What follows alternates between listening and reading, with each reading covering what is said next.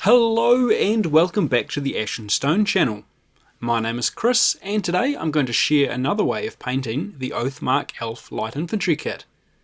Well, a combination of the light and regular infantry kits. By combining the armoured arms of the regular infantry with the bodies of the light infantry, we get a cool surcoat over mail look, so you can display the heraldry of Lord Adathon Embergaze or the Summerfair archery team if you feel so inclined. But I digress. I start with a black undercoat and work on the skin with Vallejo basic skin tone. A couple of coats are required to get an even coverage before the face is hit with a wash of Army Painter Flesh Wash. While I wait for that to dry, I use Vallejo US Grey to base coat the trousers and the sleeves of the long shirt. I missed the shirt sleeves initially, so I'll have to hit them later, but that is followed with a wash using Army Painter Dark Tone to shade the grey. By this time the flesh wash has dried and I can go back in with the basic skin tone to hit the high points on the face to brighten things up a bit. I hit the forehead, nose, cheeks, basically anywhere the wash hasn't settled. I tend to leave the lower lip alone, leaving it slightly darker and redder than the skin around it. When that's done, I grab some black and use a fine brush to block in the eyes, using a horizontal line, followed by white to dot in the whites of the eyes, using small vertical strokes. Sometimes it can be advantageous to do the eyes after the wash, but before reapplying the skin tone, as any mistakes can be tidied up as you're highlighting the skin. It's about now I notice I missed the sleeves, so after a quick base and wash, I reapply US Grey, leaving the wash in the recesses. Then highlight by mixing in a little Vallejo light grey into the base. I don't bother doing any more than washing on the trousers, as they are a fairly minor detail and leaving them dark helps to draw the eye to brighter, more exciting areas. Vallejo Sky Grey is used as a base for the areas that will be white, so I base the surcoat, the gloves, the tunic beneath the mail, and the arrow fletchings. I put down 2 coats to get a nice even base for the white that will follow. And follow it does. All of the areas I just painted sky grey get painted white, leaving the sky grey in the recesses, edges and folds of the cloth. I put down 2 coats on the gloves, tunic and fletching, and a third on the large flat areas of the surcoat. You could start with a white undercoat if you felt so inclined, but I'm a glutton for punishment and just prefer working on a black undercoat. With the white done, I grab the Vallejo Prussian blue and use it to paint the trim of the surcoat and the cloak. I also paint a line of trim around the armholes in the surcoat, which really helps to define the area and break it apart from the white tunic sleeves beneath it.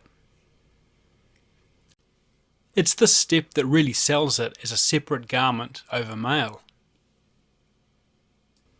I then use Vallejo Light Sea Blue as a highlight over the trim, leaving the Prussian blue in the recesses and as a small border between the light sea blue and the white. This is especially important around the armholes, as it adds an illusion of depth to the trim there that matches with the trim around the bottom edge. I use Vallejo Steel Blue to paint the cloak. This is a very translucent paint and it really benefits from the Prussian blue base coat we put down earlier, as it requires many coats over black to build up sufficiently. I gave it 2 over the Prussian blue. When that has dried, it's given a highlight using Vallejo French blue. I used Prussian blue by mistake initially, but French blue is much brighter and more vibrant than the slightly faded Prussian blue, and you'll see that stark difference shortly. Though leaving it would have added a little subtle variation to the unit. For now though, it's time to base the leather, and what shall I use? Vallejo chocolate brown, obviously. The boot and quiver are given a base coat, not worrying too much about getting even coverage. Then, can you guess? Vallejo flat earth is applied to the areas of leather that see the most wear. Toes of boots, edges, basically anywhere that's going to get rubbed. I'm not worried about being tidy at all, it just gets slapped on where I think I need it. Oh, and I changed the blue, did you notice? That's much more vibrant now. Vallejo Iraqi sand is next, and the whole country seems to be out of the stuff. I'm very close to running out. But anyway, it is used to paint the bow and arrows, just like with the rangers. I give them a couple of coats to make sure it is nice and even. Army Painter Strong Tone follows that up. It's applied liberally to the areas of brown leather, lightly along the back of the bow to hint at the heartwood sapwood construction of a traditional yew longbow, and lightly around the fletchings and head of the arrows. I grab the black again and put down a base coat on the hair of any models I intend to give black hair, being careful to avoid covering the pointy ears. Sometimes it can be quite difficult to tell which details are hair and which are ears on these guys, but it becomes super obvious when you have got it right, or painted over them by mistake.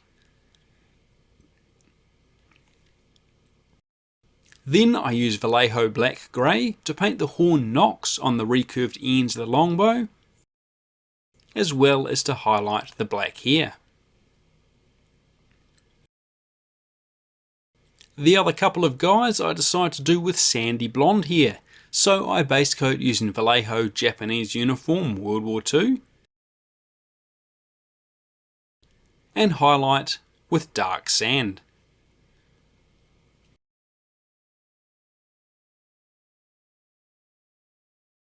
Vallejo Turquoise is next, and it is used to paint the belt, pouch, trim of the gloves, and the decorative bands on the quiver. This matches them nicely with my other elves and adds in another splash of colour. Vallejo Blue Green is used to highlight the turquoise, making everything that much brighter. We're on the home stretch now, and I use Vallejo Steel to base coat the areas of metal, arrowheads, mail, and belt buckles. Helmets if they've got them. Before those areas are shaded with a little Army Painter dark tone. To add a bit of protection, seal what we have done, and remove the shine from the washes, I give the models a blast using Tamiya Flat Clear. Then we touch up the metal areas with steel to get a little shine back before it's time to base. And there we go, nice and bright, sure to stand out on the battlefield. I'm very tempted to paint a design of some sort on the breast of the surcoat, but I'm still undecided exactly what I want to put there. Let me know your ideas in the comments below. Thank you very much for watching. Hopefully it's given you some other ideas on how you can completely change the tone of these miniatures just by using a different paint job. A big thank you to my supporters on Patreon. Your continued support is absolutely amazing. And we shall see you next time. Cheers.